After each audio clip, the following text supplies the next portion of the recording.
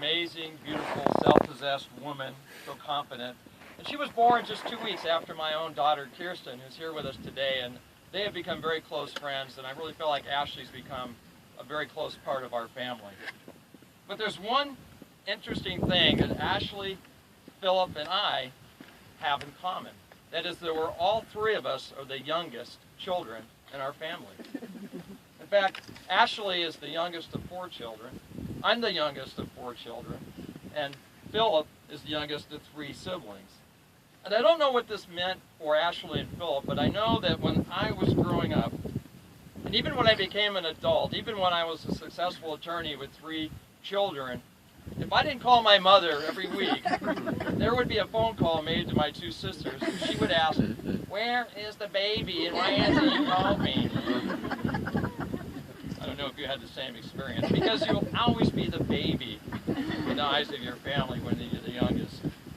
And of course, many people, particularly older siblings, they think that the youngest child is the most pampered and spoiled of all the children, right?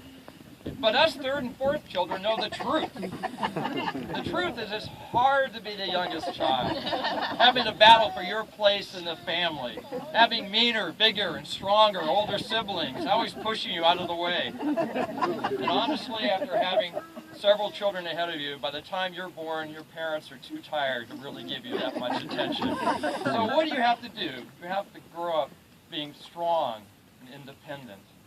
But the positive result is that you experience more freedom as an adult. You're more creative and you're more independent as an adult.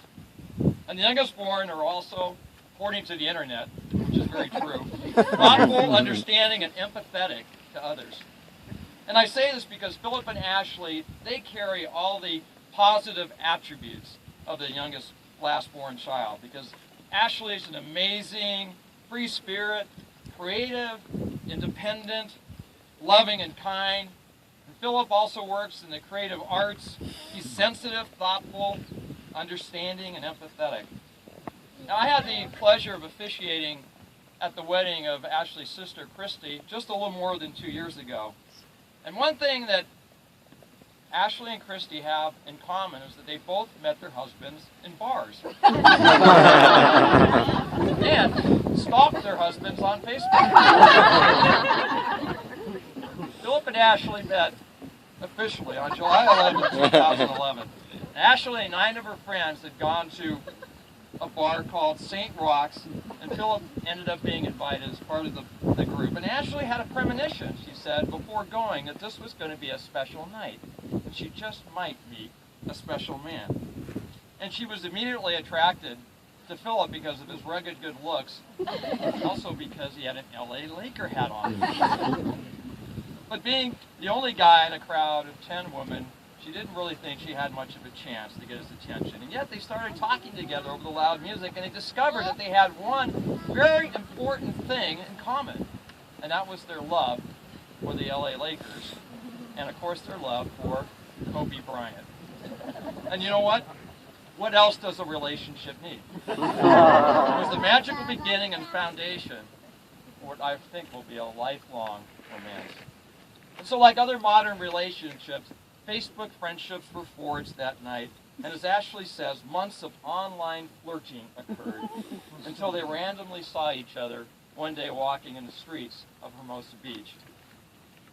Now, they were too shy to even acknowledge each other, but afterwards, they started chatting again on Facebook, and a date got set up, the first date in February 2012. And Philip admitted to Ashley that from the first moment he met her, he wanted to ask her out, but he was too shy. Now let's fast forward to August 2012, and Philip picks up Ashley after she's coming back from San Francisco for her sister's bridal party. And they have been dating for 7 months, but nobody yet has said the dreaded L word. Ashley says, "I knew I was in love with Philip for a while, and it felt weird not to say it to him." But she waited for Philip to initiate it.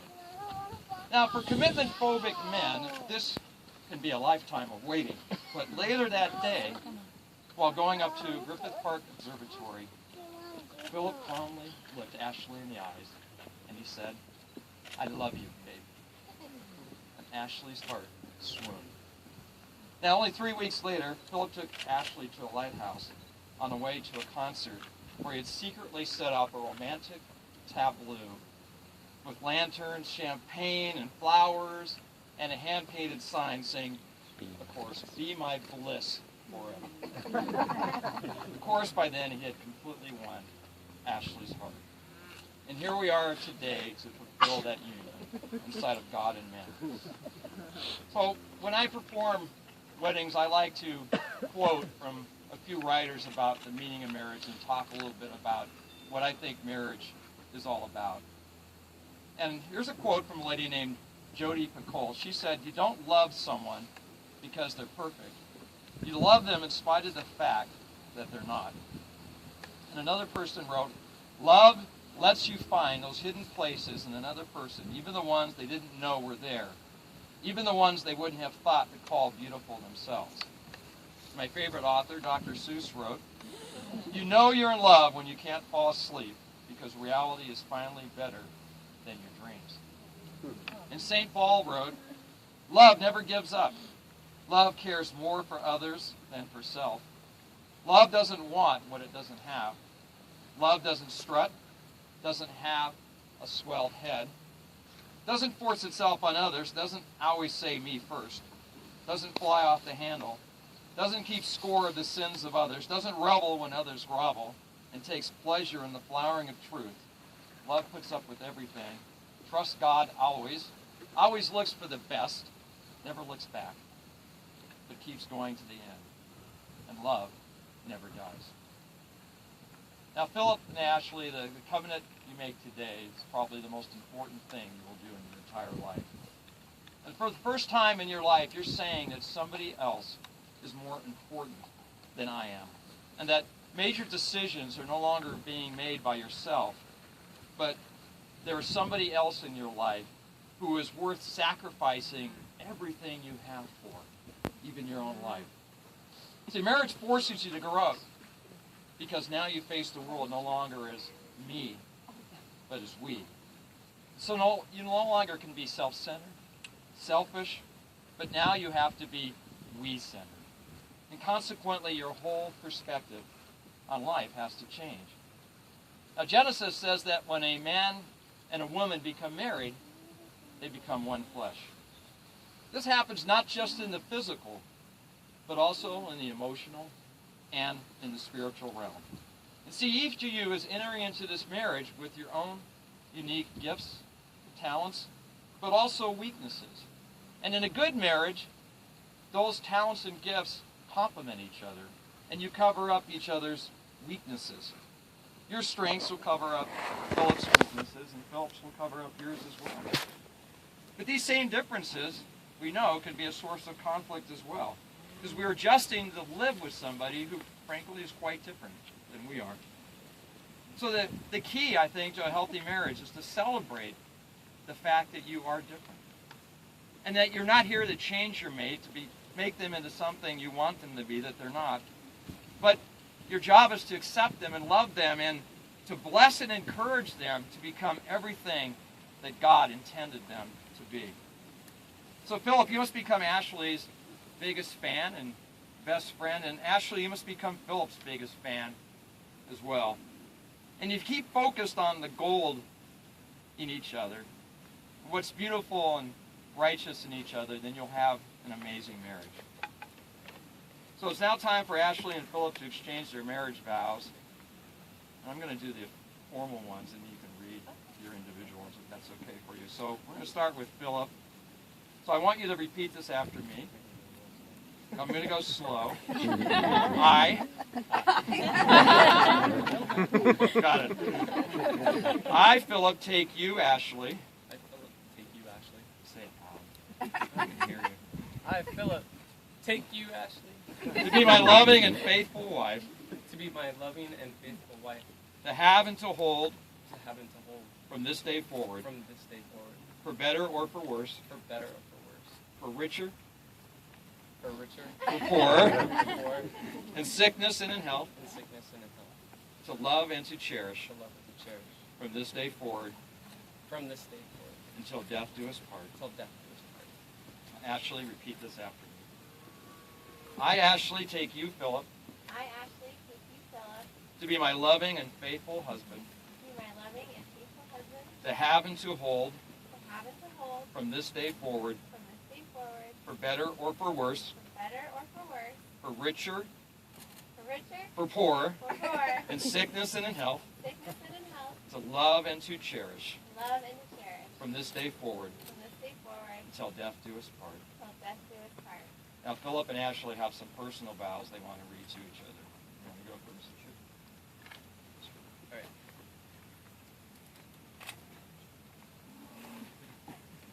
right. Webster's Dictionary defines marriage as... Already covered that. All right. Ashley, today will always be our day. Today is the first day I get to call you my wife. Our love has grown so much since we have met, and I know the amount of love for you today will only grow greater with every other time. You are my best friend and someone who I have always wanted. Someone who laughs at my jokes.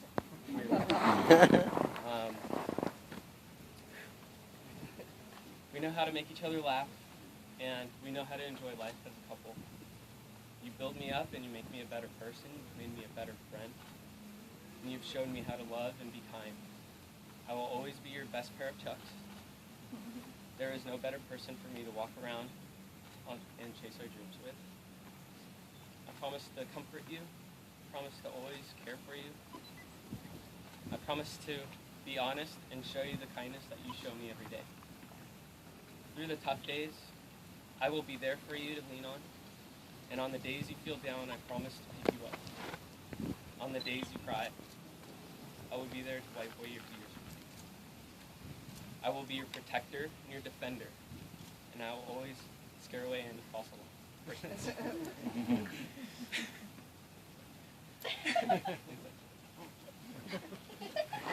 With every sunrise, I will try to shine a brighter light on your every morning to make you laugh through the days, and to always and the night with and I love you. I will always be always be your best friend. I will always be your beloved, your bolter, and your closer. Alright, there's a lot of pieces, but I just write this. Philip, I have too many favorite things about you to count. Our story is my favorite story to tell. It started with getting invited out on a random Monday night and a sinking feeling that I was about to meet someone. If only I knew then what I know now. You're the best friend. Your Batman voice impression can make me laugh even in the toughest moment. You own every single season of Friends, and you are in fact my lobster. You're dedicated and loyal, caring, thoughtful, and creative. You're the biggest goofball, a total sweetheart, and a stud, all in one. You like Kobe Bryant as much as I do. You make me want to be a better person. You are my soulmate. On our wedding day, I feel like the luckiest girl in the world. I promise you these things. I vow to always support you and encourage you, to love and cherish you unconditionally, even when you're sad. I vow to always be your best friend, your confidant, and your unyielding secret keeper. I vow to do my best to make you smile, to surprise you, and to make you laugh, even when the Chargers are losing. Let's start the most exciting chapter of all, the rest of our lives together, but with a puppy. I can't wait to see where it takes us. So it's now time to exchange the rings. So can we have the ring for the bride?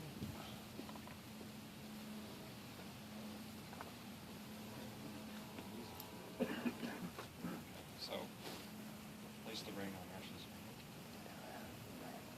Just repeat after me. I give you this ring as a symbol of my love and faithfulness. I give you this ring I give you this ring as a symbol of my love and faithfulness. as a symbol of my love and my faithfulness. As I place it on your finger, As I place it on your finger, I commit my heart I commit my heart and soul to and you. soul to you. I ask you to wear this ring I ask you to wear this ring as a reminder of the vows we have spoken today. as a reminder of the vows that we have spoken today. And Ashley, repeat after me. I will. With this ring or with? I'm just repeat this. I will forever wear this ring I will forever wear this ring as a sign of my commitment as a sign of my commitment and a desire of my heart. and desire of my heart. So it's on the ring.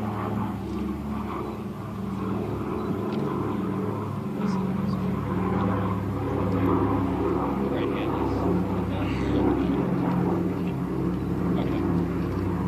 Okay. So repeat after me. I give you this ring I give you this ring as a symbol of my love and faithfulness. as a symbol of my love and faithfulness. As I place it on your finger, As I place it on your finger, I commit my heart and soul to you. I commit my heart and soul to you. I ask you to wear this ring as a reminder I ask you to wear this ring as a reminder of the vows we have spoken today, our wedding day. of the vows we have spoken today, our wedding So, repeat after me. I will forever wear this ring I will forever wear this ring as a sign of my commitment as a sign of my commitment and a desire of my heart. and the desire of my heart. Now, having pledged your faith and in love to each other, and having sealed your solemn marital vows by giving and receiving the rings, acting in the authority vested in me, I pronounce you husband and wife. And what God has joined together, let no man put asunder. Before you kiss each other, I want to smell. Oh, we have to wait. I wanted to say a blessing over both of you. So, Father, I just thank you for Philip and Ashley, and just what an amazing